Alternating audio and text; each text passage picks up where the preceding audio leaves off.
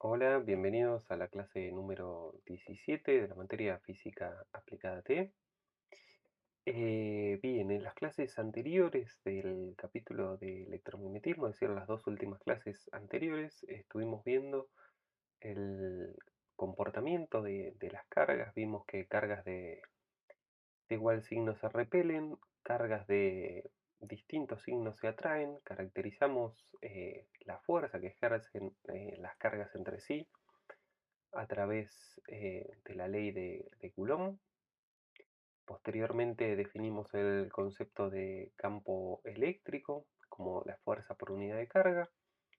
En la clase anterior analizamos el concepto de potencial eléctrico y energía potencial eléctrica. Y en esta clase vamos a definir el concepto de corriente eléctrica y posteriormente analizaremos algunos circuitos. Bien, hasta aquí hemos estudiado la interacción entre cargas, pero de manera estática. Ahora vamos a estudiar el comportamiento de las cargas en movimiento. Para entender dicho comportamiento, vamos a analizar esquemáticamente el funcionamiento de los dispositivos electrónicos, el cual se muestra a modo de ejemplo en la figura. Un dispositivo eléctrico consta de una fuente de energía, ¿sí?, una batería, y dispositivos que consumen dicha energía, los cuales se encuentran conectados a través de cables por los cuales se mueven las cargas. Entonces ahí tenemos un esquema de un dispositivo electrónico. Y ahí vemos que en la batería tiene un polo positivo y un polo negativo, y vemos que a modo de ejemplo vamos a tener cargas entrando por el polo positivo y saliendo por el polo negativo. Es decir, tenemos un flujo de cargas. La función de la fuente de energía no es otra que la de producir una diferencia de potencial o un voltaje, como vimos anteriormente, el cual puede provocar movimiento de cargas.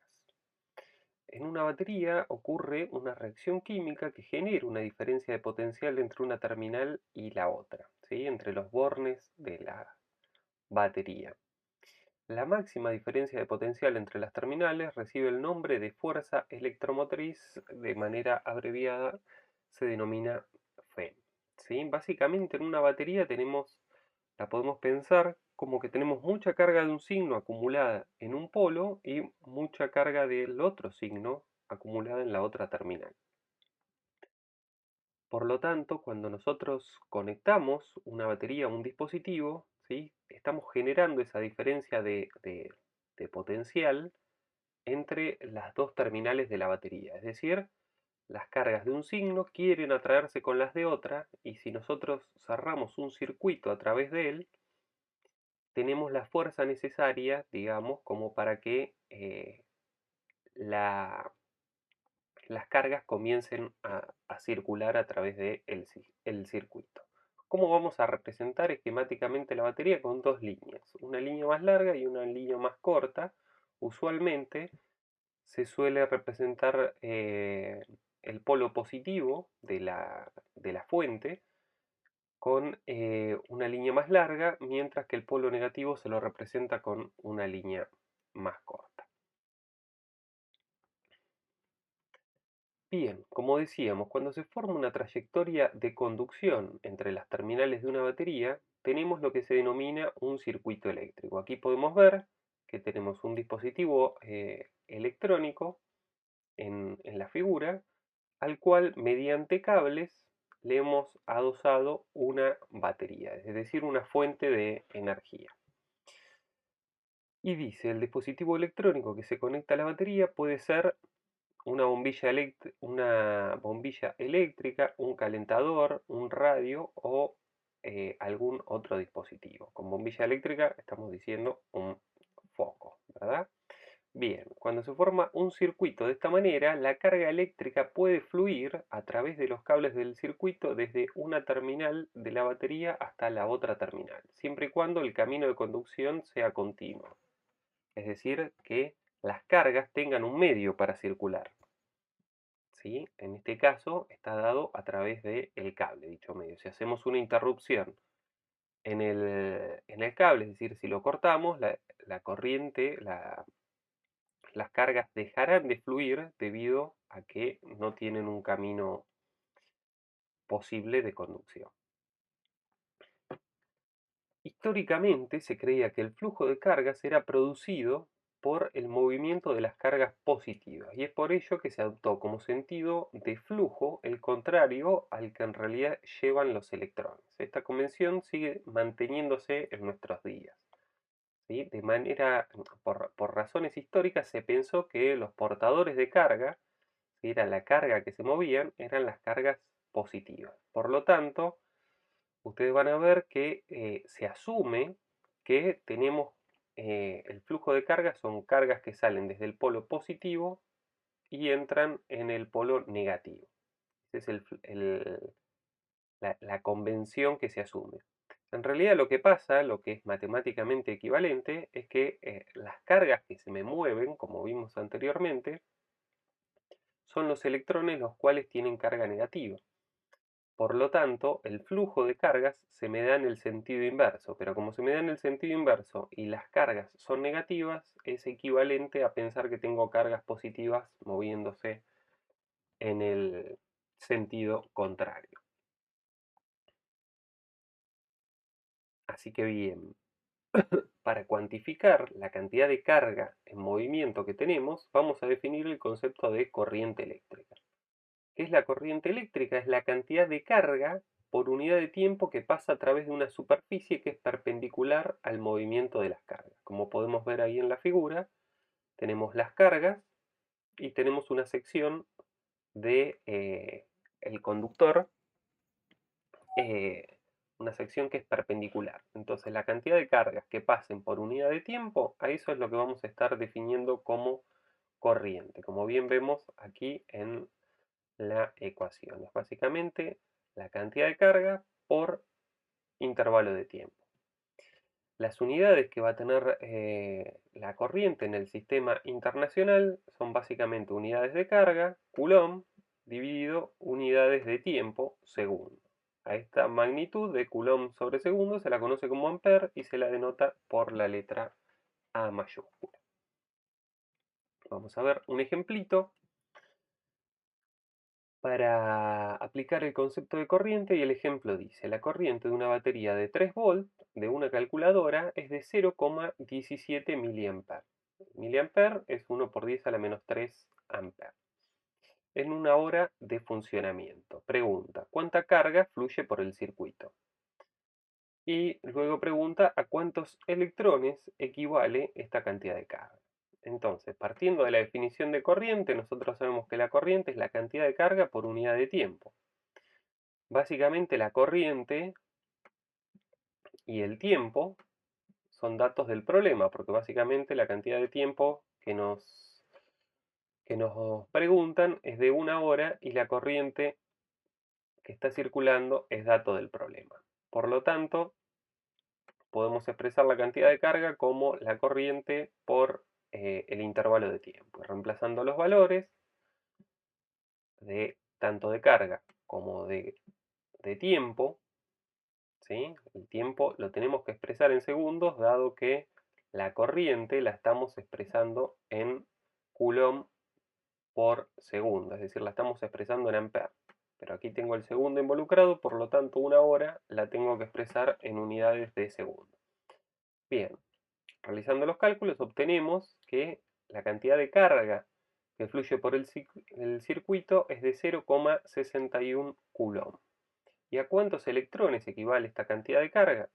Nosotros sabemos que la magnitud de carga de un electrón es de 1,6 por 10 a la menos 19 coulomb. Por lo tanto, simplemente lo que hacemos es dividimos la carga total por la magnitud de carga que posee un electrón. Y esto nos da, fíjense que es un número muy alto, una cantidad muy alta de electrones las que están fluyendo por un circuito que tiene una corriente muy baja, como es una calculadora, y en una hora han pasado 3,81 por 10 a la 18 electrones. Bien, ya tenemos definido el concepto de corriente. Ahora bien, para producir una corriente en un cable es necesario, como dijimos anteriormente, establecer una diferencia de potencial entre sus extremos. Básicamente conectarlo a una fuente. Experimentalmente se encuentra que la magnitud de dicha corriente es proporcional a la diferencia de potencial entre sus extremos. Es decir, la corriente es proporcional a la diferencia de potencial que tengo. Lo cual tiene sentido. Si yo tengo una mayor diferencia de potencial, mayor será la cantidad de carga que tenga circulando. Entonces, bien, vamos a llamar resistencia eléctrica, pero por simplicidad se lo denomina comúnmente resistencia, la cual vamos a denotar con la letra R mayúscula, al cociente entre estas dos magnitudes. Es decir, vamos a definir la resistencia como el cociente entre el voltaje y la corriente. La resistencia se define como la relación entre el voltaje aplicado a través de una pieza de material y la corriente a través de dicho material.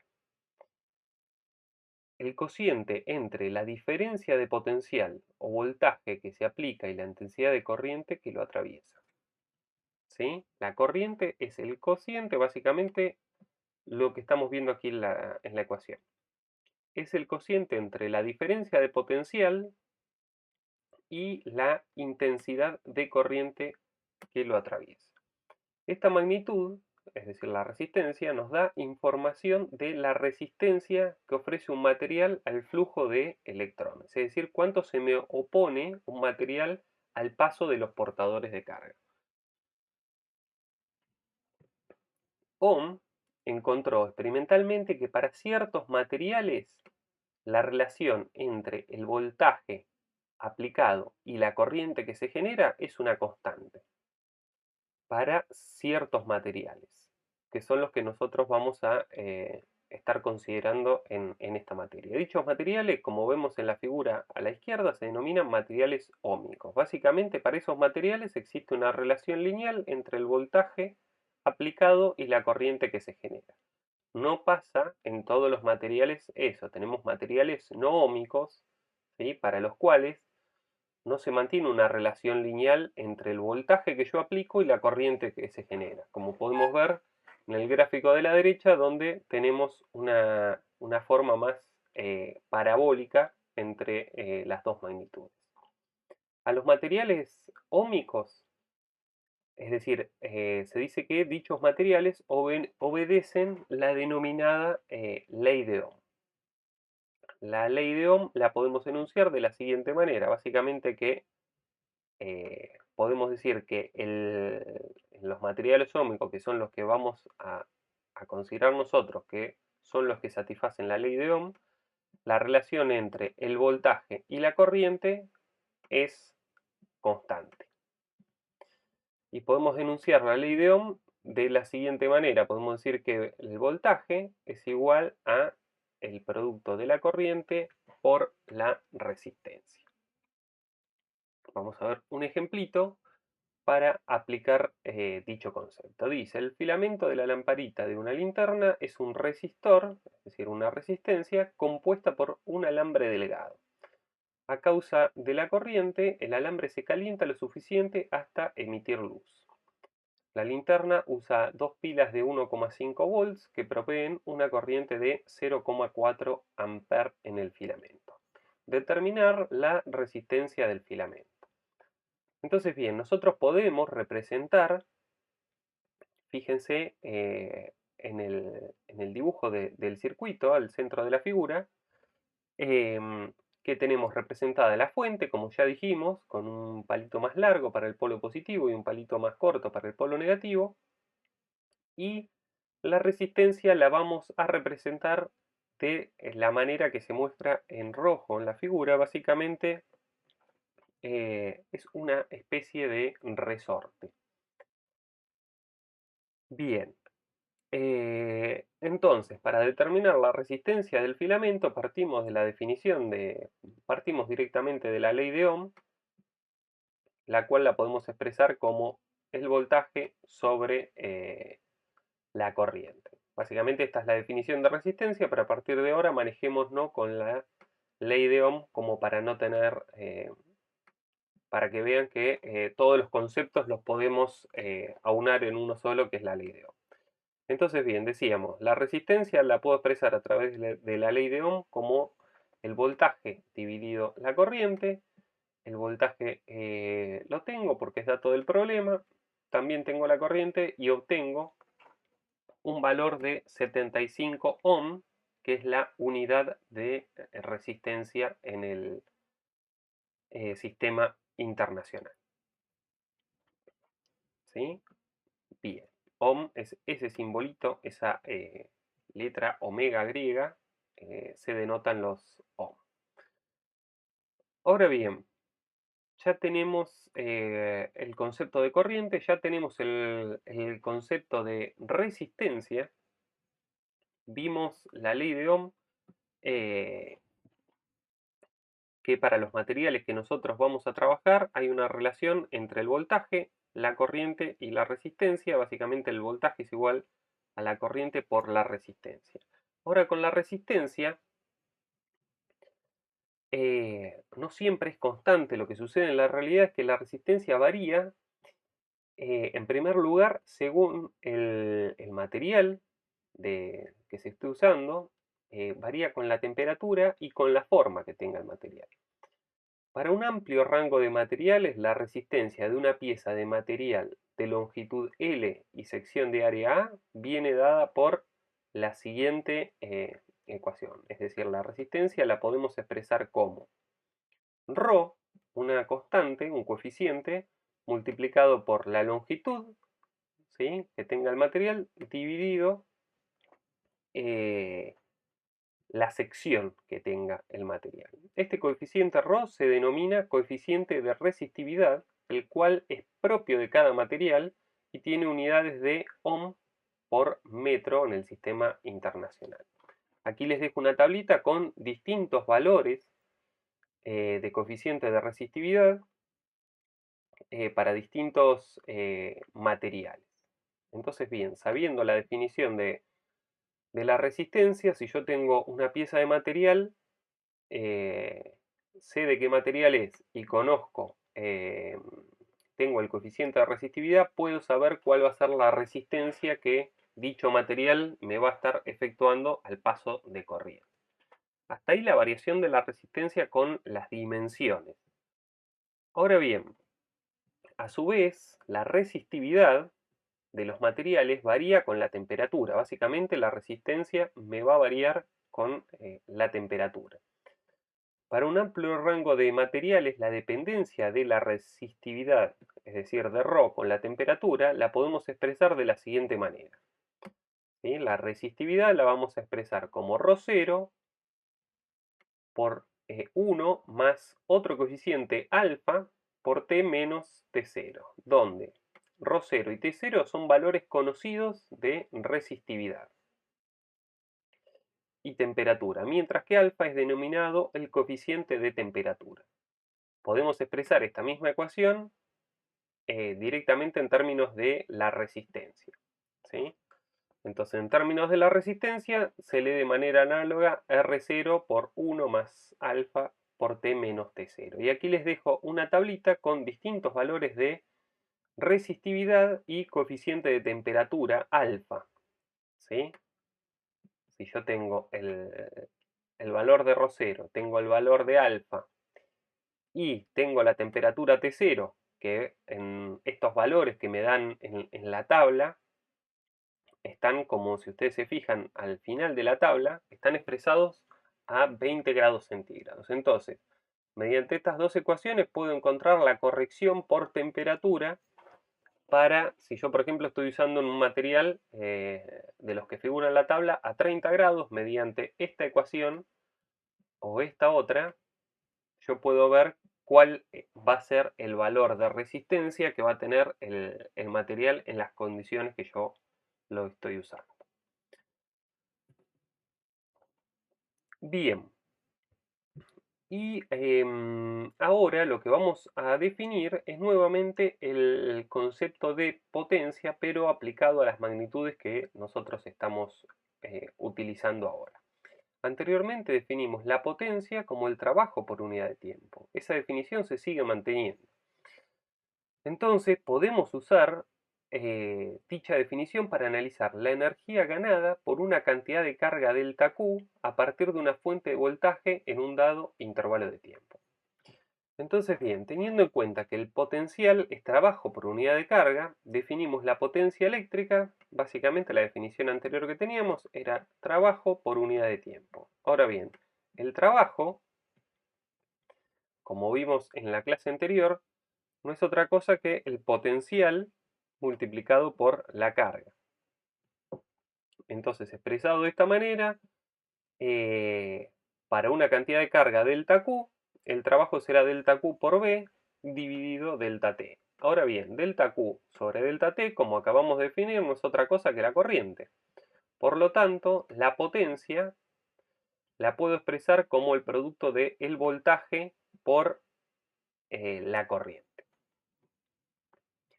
En ciertas ocasiones conviene expresar la potencia en términos de la resistencia, por lo que se tiene estas dos ecuaciones que vamos a presentar ahora son equivalentes a la definición original. Es decir, nos valemos de la ley de Ohm y, por ejemplo, en este caso, el voltaje, la potencia, la definición que tenemos es que B es igual al voltaje por la corriente. Ahora bien, el voltaje a través de la ley de Ohm lo expresamos como el producto de la corriente por la resistencia y obtengo una ecuación para la potencia que es igual a I cuadrado por R. Esta ecuación me va a ser útil siempre y cuando yo en un circuito o en el tramo del circuito que yo quiera determinar la potencia conozca solamente la corriente y la resistencia.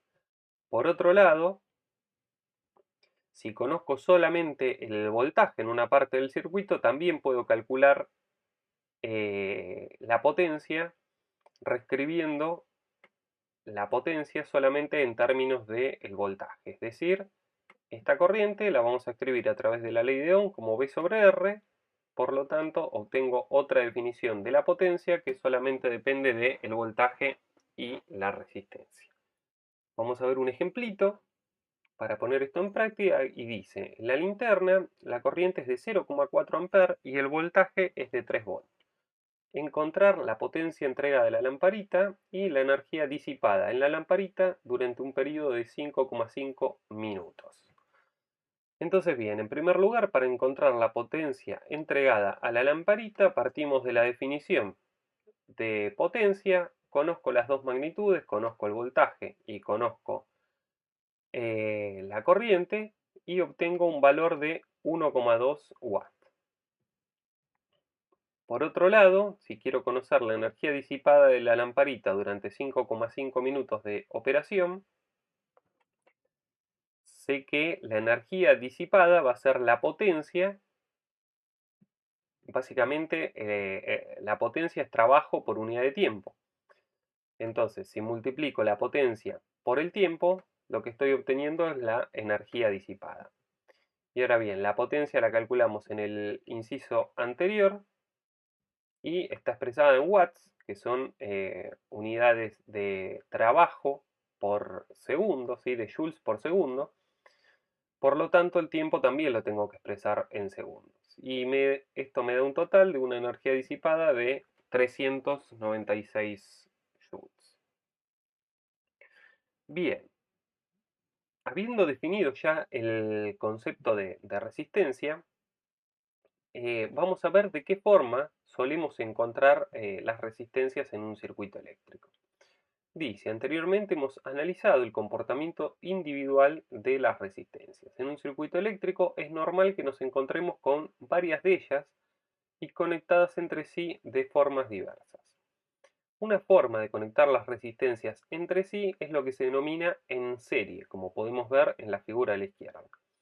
En esta disposición, la corriente que circula por cada una de ellas es la misma, ¿sí? Nosotros tenemos en la figura una corriente, ahí está marcado el sentido de la corriente, asumimos el flujo de corriente que viene sale desde la parte positiva de la fuente y no hay divisiones a lo largo del circuito, por lo tanto la corriente que pase por la resistencia 1 tiene que ser la misma corriente que pase por la resistencia 2. Bien, ese tipo de conexión se denomina conexión en serie. En la conexión en serie, el voltaje de la batería se divide en las dos resistencias, de manera tal de que el voltaje total va a ser igual a la caída de voltajes en cada uno de los resistores, de cada una de las resistencias.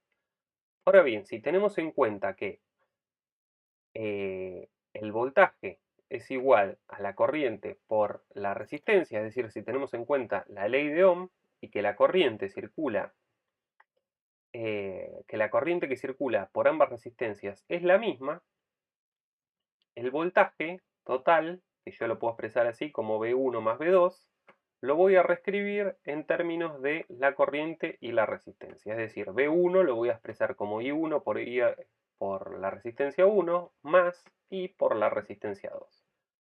¿Sí? Dado que la corriente es la misma, fíjense que estoy usando siempre el I es el mismo para los dos. De esta manera puedo sacar factor común la corriente y me queda que B es igual a I por R1 más R2, que es lo mismo decir I es igual a R sub S, que R sub S vamos a estar llamando a la que se denomina resistencia equivalente del circuito en serie.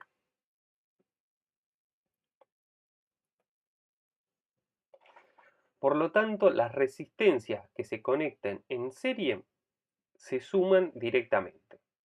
Y la resistencia equivalente R sub S para un circuito de n resistencias podemos expresarla como la siguiente ecuación, donde básicamente es la suma de cada una de los valores de resistencia individual. ¿Qué estamos diciendo con el concepto de resistencia equivalente? Lo podemos ver aquí en la figura de la izquierda. Este es mi circuito real. Tengo una fuente de 12 volts, tengo una resistencia de 6 ohm conectada en serie con una resistencia de 3 ohm.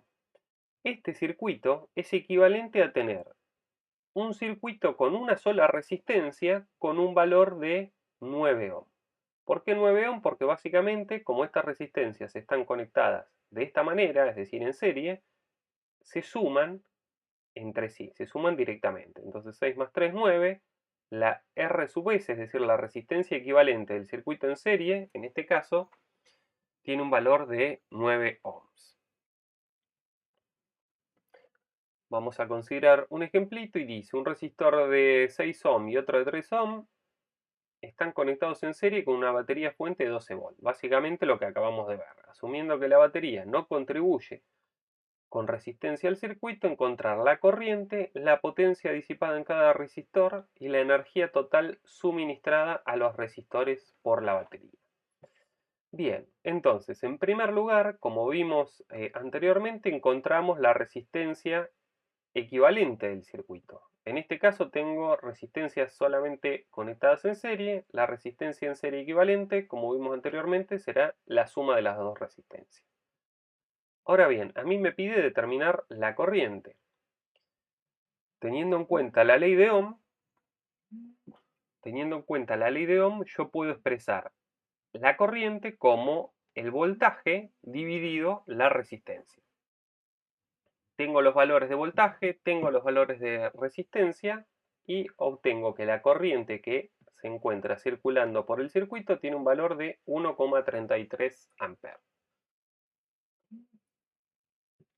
Bien, por otro lado, me pide encontrar la potencia disipada en cada resistor. La potencia disipada en cada resistor la voy a poder encontrar, básicamente yo ahora conozco cuánta corriente tengo circulando por el circuito y conozco la resistencia que tengo. Ahora me voy a estar manejando no con el circuito equivalente, sino con el circuito original, el circuito de la izquierda, porque tengo que encontrar la potencia disipada en cada uno de los resistores. Ahora bien, yo encontré la corriente usando el circuito equivalente, que es la misma corriente que el circuito original donde tengo dos resistencias. Entonces decíamos, conozco la corriente y conozco la resistencia. Por lo tanto, voy a usar la definición de potencia que involucra esas dos magnitudes. La potencia en la resistencia 1 la voy a expresar como I cuadrado por R1. Tengo el valor de corriente encontrado en el inciso anterior. Tengo el valor de resistencia. La potencia 1 me está disipando 10,6 watts. Mientras que la resistencia 2 me está disipando una potencia de 5,31 watts. Y finalmente me pide la potencia total suministrada a los resistores por la batería. Y la potencia total no es otra cosa que la suma de la potencia que me está suministrando la batería es la potencia que estoy perdiendo en cada uno de los resistores. Entonces, sumando los dos resultados anteriores, es decir, la potencia que pierdo en el resistor 1 más la potencia que pierdo en el resistor 2, obtengo que la batería me está suministrando 15,91 watts. Bien, hasta ahí con las resistencias conectadas en serie. Otra forma de conectar las resistencias entre sí se denomina conexión en paralelo. En esta disposición el voltaje aplicado a cada una de ellas es el mismo.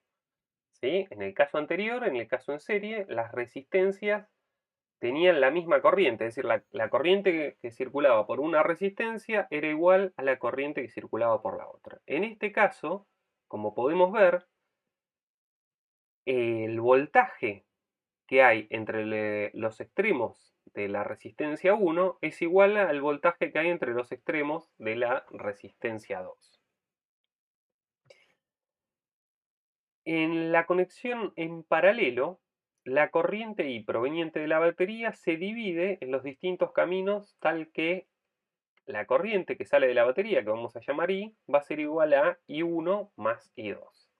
¿Sí? Si analizamos la figura de la izquierda, si analizamos el circuito, vemos que tenemos una corriente I saliendo del circuito, llega hasta un punto, a lo que se denomina un nodo, una bifurcación en el circuito donde la corriente puede dividirse y parte de la corriente va a circular por el camino que muestra ahí la flecha I1 y parte de la corriente va a circular por la otra resistencia, eh, un valor de corriente distinto al cual llamamos I2. Estas corrientes no tienen por qué ser iguales y justamente van a depender del valor de la resistencia. Si arriba tengo una resistencia muy grande, va a haber más corriente circulando por la resistencia R1 y viceversa. La corriente, voy a tener más paso de corriente cuanto menor sea el valor de resistencia.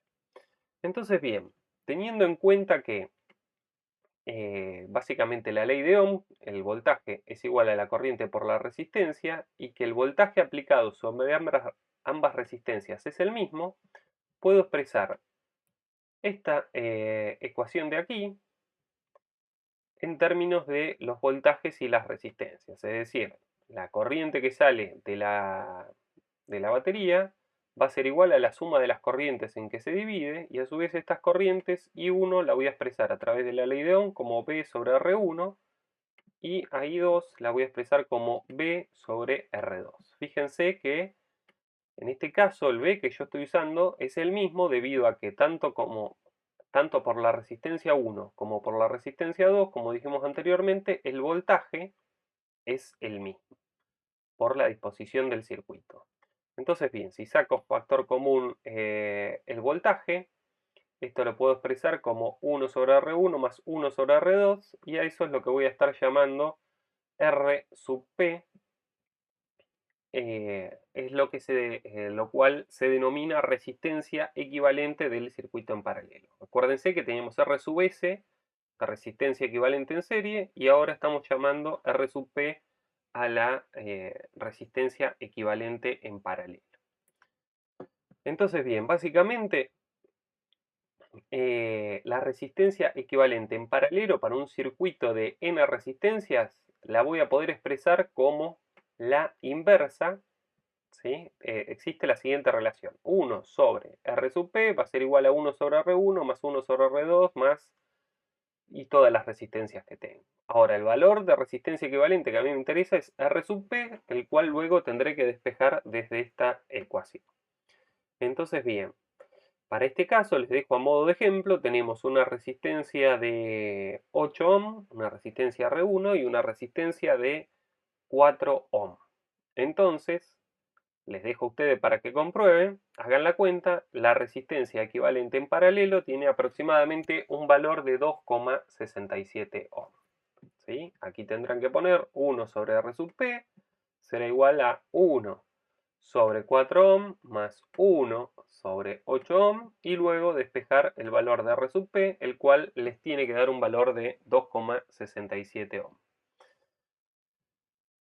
Bien, vamos a ver un ejemplito más donde tenemos combinadas resistencias conectadas en serie y en paralelo, que es lo que normalmente uno va a encontrar. ¿Sí? No se encuentra un circuito con puramente resistencias conectadas de una manera, sino que se hayan combinadas. Entonces, ¿cuál es la estrategia que vamos a usar para ir resolviendo ese circuito? Por ejemplo, si nosotros queremos ver la corriente que está circulando, la corriente que me está saliendo de la batería, lo vamos a ir resolviendo de a porciones. Aquí las porciones están resaltadas en naranja. En primer lugar, el circuito original, lo primero que voy a hacer va a ser sumar estas dos resistencias que tengo en serie.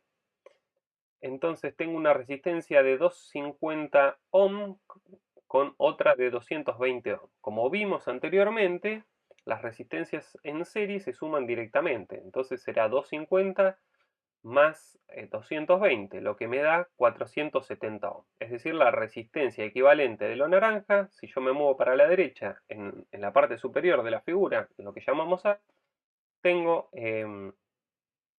resolví esa parte del circuito. Ahora bien, en la figura B partimos desde el estado final de la figura A y me doy cuenta que la resistencia de 470 ohm está conectada en paralelo con la de 180 ohm. De esa manera, y teniendo en cuenta que las resistencias en paralelo se suman como la inversa, obtengo que la resistencia equivalente de esa porción del circuito es de 130 ohm. Entonces ya el circuito se me redujo a dos resistencias, que en la figura C me doy cuenta que esas dos resistencias están conectadas en serie. ¿Por qué? Porque justamente la corriente que pasa por la resistencia de 110 es la misma que pasa por la de 130, dado que no hay nodos en el circuito, es decir, la corriente no se me puede dividir. Entonces, bien, otra vez tengo dos resistencias en serie, se suman directamente, 110 más 130, 240. Entonces, ese sería el resultado final del circuito equivalente. Fíjense cómo partimos de un circuito con 4 resistencias y obtenemos un circuito mucho más simple en el cual es equivalente al primero, es decir, que la corriente que va a estar circulando por dicho circuito será equivalente a la del primero. Bien, hasta aquí hemos determinado todas las variables de un circuito mediante la combinación de la ley de Ohm y la suma de resistencias en serie y en paralelo, lo que acabamos básicamente de hacer. Sin embargo, algunos circuitos resultan demasiado complejos para resolverlos mediante esta clase de análisis. Entonces, el procedimiento para analizar un circuito más complejo se simplifica enormemente al utilizar dos sencillas reglas o leyes enunciadas por Kirchhoff, las cuales se basan en aplicaciones convenientes de las siguientes leyes, las cuales ya hemos visto previamente: la ley de la conservación de la carga y la ley de la conservación de energía. La primera ley de Kirchhoff, o ley de nodos, se basa en la conservación de la carga eléctrica y establece que la suma de las corrientes que llegan a un nodo debe ser igual a la suma de las corrientes que salen. Ahí en la figura vemos un nodo a la cual está llegando una corriente de 7 A, la cual se divide en una corriente de 2 A y otra de 5 A. Básicamente lo que me dice la ley de nodo es que la suma de las corrientes entrantes más la suma de las corrientes salientes tiene que ser igual a 0. O dicho de otra manera, la suma de las corrientes que llegan debe ser igual a la suma de las corrientes que salen. Bien, la segunda ley de Kirchhoff, o también conocida como ley de mallas, se basa en la conservación de la energía y establece que la suma algebraica de todos los cambios de potencial en torno a cualquier trayectoria cerrada de un circuito debe ser igual a 0. Es decir, las subidas de potencial, la suma de la subida de potencial tiene que ser igual a la suma de las caídas. ¿Sí? O, dicho de otra manera, la suma de las subidas más la suma de las caídas tiene que ser igual a 0. La suma algebraica. ¿Sí? Bien, en este caso analizamos el circuito de la figura y tengo, si yo lo empiezo a recorrer, me encuentro con la batería, ¿sí? Lo estoy recorriendo en sentido horario y arranco de antes de la batería. Entonces me encuentro con la batería, que la batería me provoca una suba de potencial, ¿sí? La batería básicamente me está subiendo el potencial. Sigo caminando el circuito en sentido horario y me encuentro con una resistencia de 5 ohm. Básicamente, la resistencia de 5 ohm, si tengo una corriente de 2 amperes, me está provocando una caída de potencial de 10 volts. Y a su vez, sigo caminando, me encuentro con la otra resistencia y me está provocando una caída de potencial de 2 volts. Por lo tanto, la suma algebraica de las corrientes, es decir, la suma de las subidas más la suma algebraica de las caídas, me da igual a 0. Vamos a ver un ejemplito simple y me dice, determinar la corriente en el circuito lo vemos en la figura, y si analizamos este circuito por la ley de mallas, tenemos que comienzo a recorrer el circuito de antes de la batería lo recorro en sentido horario, la batería me sume el potencial, luego me encuentro con una resistencia de 12 ohm, la cual me provoca una caída de potencial. Y esa caída de potencial, a través de la ley de Ohm, como que la puedo expresar. La puedo expresar, el potencial, sabemos que es igual a I por R. Entonces, esa caída de potencial, es decir, que va acompañada del signo menos, la expreso como la corriente del circuito multiplicada por la resistencia. Sigo caminando y me encuentro con otra fuente, sigo recorriendo el circuito en sentido horario y me encuentro con otra fuente la cual está enfrentada. Es decir, primero me encuentro con la parte positiva de la batería y luego con la parte negativa. Por lo tanto, una vez que atraviese la batería, ¿sí? Una vez que atraviese la batería recorriendo el circuito, me voy a encontrar con una zona de menor potencial. Por lo tanto, el potencial de esa batería me aparece restando. Sigo recorriendo el circuito en sentido horario y vuelvo a encontrarme con una resistencia la cual me provoca una caída de potencial, la cual voy a expresar como I por R, en este caso la resistencia es de 8 ohm, por lo tanto, por la ley de mallas me dice que la suma de las subidas y caídas de potencial tiene que ser igual a 0. Por lo tanto, de esta ecuación la única incógnita es la corriente y puedo despejar de ahí un valor de 0,9 amperes para la corriente. Bien, vamos a ver otro ejemplito un poquito más complejo y dice determinar las corrientes I1, I2 e I3 del circuito. Entonces, bien, por la ley de nodos, tengo que la suma de corrientes entrantes tiene que ser igual a la suma algebraica de las corrientes salientes. Básicamente, fíjense ahí en el nodo, en la figura a la izquierda, tengo que I1 más I2 va a ser igual a I3. I1 y I2 me están llegando al nodo, I3 está saliendo. Ahora bien, yo no sé los sentidos de las corrientes y ahí los estoy asumiendo. Estoy asumiendo que ese va a ser el sentido que tenga I1, el sentido que tenga I2 y el sentido que tenga I3. No hay problema, ustedes pueden asumir cualquier sentido de la corriente. Si después cuando encuentren el valor, ese valor les da negativo, les quiere decir que la corriente que ustedes asumieron, si encuentran un valor de corriente negativa, quiere decir que la corriente que ustedes asumieron en realidad tenía el sentido contrario. Yo de manera sistemática trato a la hora de resolver circuitos más complejos, asumo de entrada que todas las corrientes las tengo circulando en sentido horario. Pero es una cuestión simplemente de lo que les sea más simple a ustedes. Ahora bien, habíamos dicho, por la ley de nodos tengo esta ecuación, mientras que por la ley de mallas tengo que la suma algebraica de las subidas y las caídas tiene que ser igual a cero. Entonces, bien, comienzo a recorrer el circuito. Voy a recorrer ahora en este caso la malla FABE del gráfico, ¿sí? Voy a recorrer esa malla, porque aquí tengo dos mallas, tengo dos trayectorias cerradas, tengo tres si quiero, tres distintas. Entonces, bien, parto desde el punto F y comienzo a recorrer la malla FAB larga E en sentido horario. Entonces, lo primero que me encuentro es una fuente, es decir, tengo una subida de potencial, me encuentro con una resistencia, la cual me provoca una caída de potencial, por eso el signo menos, y la voy a escribir como la corriente por la resistencia. Luego me encuentro con una corriente I2, pero como la corriente viene en el sentido contrario al cual yo estoy recorriendo, esa corriente me provoca una subida de potencial. Sigo caminando, atravieso la resistencia de 0,01 ohm y me encuentro con la batería, pero primero me cruzo con el polo positivo de la batería. Por lo tanto, una vez que la atravieso voy a estar en una zona de menor potencial.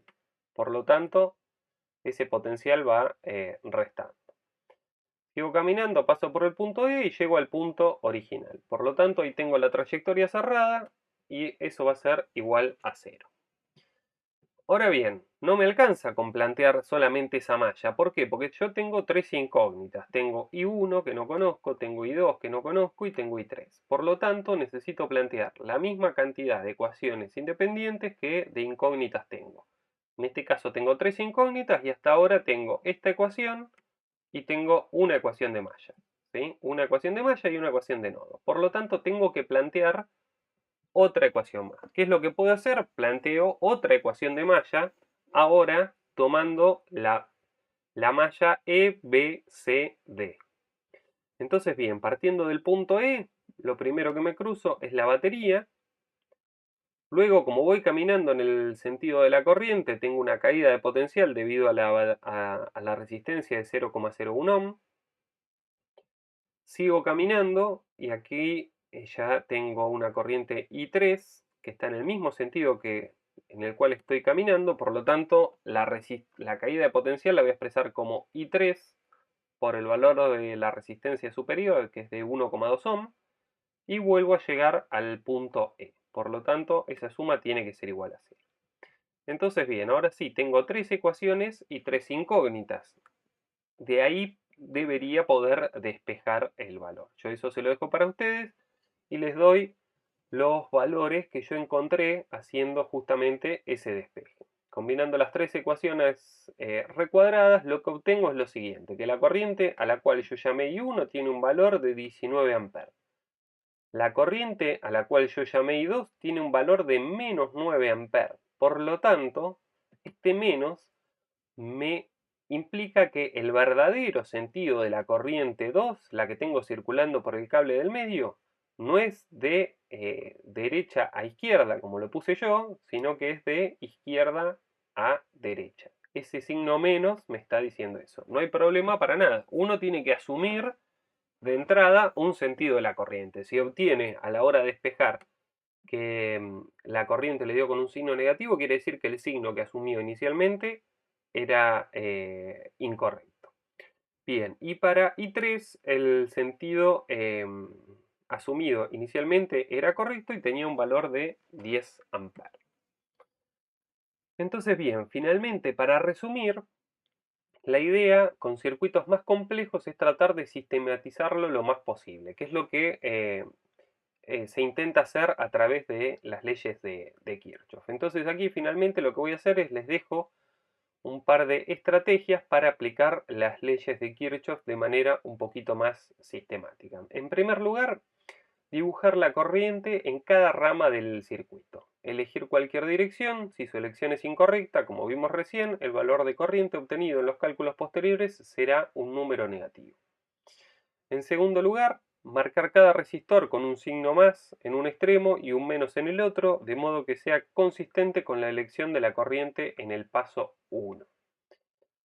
Fuera de la batería, la corriente convencional siempre se dirige de un mayor potencial, extremo señalado con más, hacia uno de menor potencial, extremo señalado con menos. Básicamente, como recién que estábamos recorriendo el circuito, para darse cuenta si una batería me va a provocar a la hora de recorrerlo una caída o una subida de potencial, ¿sí? Cuando me cruce con una resistencia.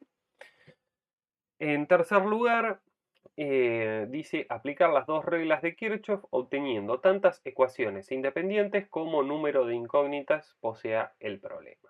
Y finalmente, resolver el sistema de ecuaciones.